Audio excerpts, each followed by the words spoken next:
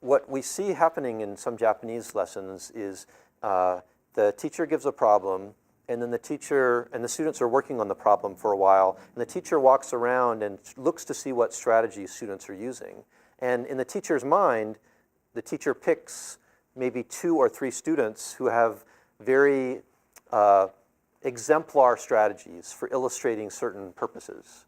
And the teacher, after everyone's done, calls on those students to come present and maybe puts them on the board in a certain way so they can be compared.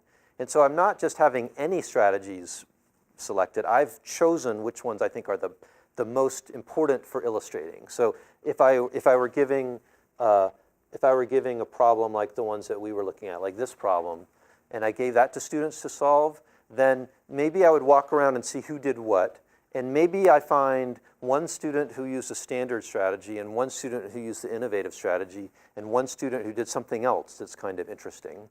And after we're done, I ask each of those students to come show their work. And so it's not me that's showing them the innovative strategy, it's a student who has generated it.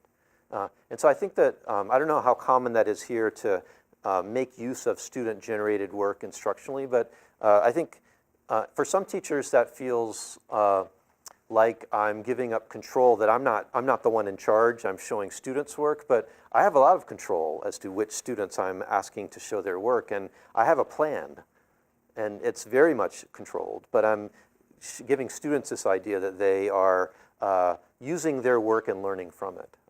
So I think that's something that I use, is try to be opportunistic about student strategies as a way to build one of those pages like I did here on the board. And I do that spontaneously.